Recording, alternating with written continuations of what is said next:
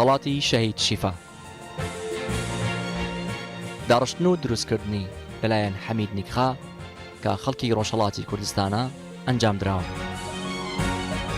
ئەو زیاتر لە 10 ساڵە کاری گرافیک دەکات و دەرچووی بەشی گرافیکە لە زانکۆی تاران.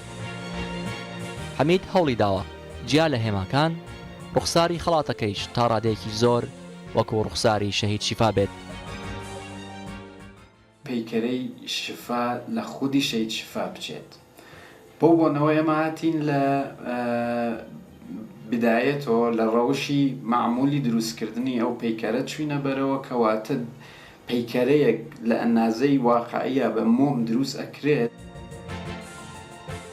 حەمید هەوڵی داوە ترۆفیەکە لەسەر گۆی زەوی و بەنووکی قەڵەمەوە کە لە کۆتاییدا باڵ دەگرن دابڕێژێت.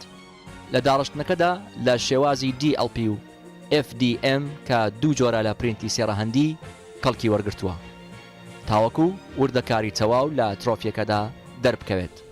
ئەتوانم بێژم DLP کە ئەم ڕەوشە تازەیە کە ئێمە سەری پەیکەرەکەمان پێ پرینت کرد 10 بەرابەر جزئیاتی زۆرترە و 10 بەرابەر تەمیزتر نەتیجەی ئەدا بە ئێمە.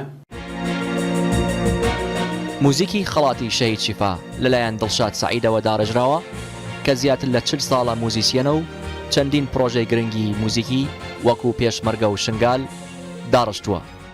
ئەو هات بۆ من وەکی ئیلهامێک کە چاو شیفا کاری خود کرد ئەتناف روی جەبێ شەڕیدا دژی داعش و دیسان حرەکە کامێرەت و داویات سەریە بۆ من ئیلهامێک چی بوو کە موزیکەکە بچەکە حرەکی چی بکە. هلا تاخا مالينا ديال هون دزانن يعني 1 ساڵ دوای شەهید بوونی شیفاگەردی بڕیار بوو خەڵاتێک بەناوی ئەو پێشکەش بکرێت. بەڵام بەهۆی درەنگکرانەوەی گەشتە نێودەوڵەتیەکانی فڕۆکەخانەکانی کوردستان لە ئەنجامی گەمارۆکانی حکوومەتی عێراق ئەو خەڵاتە کەوتە دووەم ساڵی دوای شەهید بوونی شیفا. هادی سەلیمی ڕووداو، هەولێر.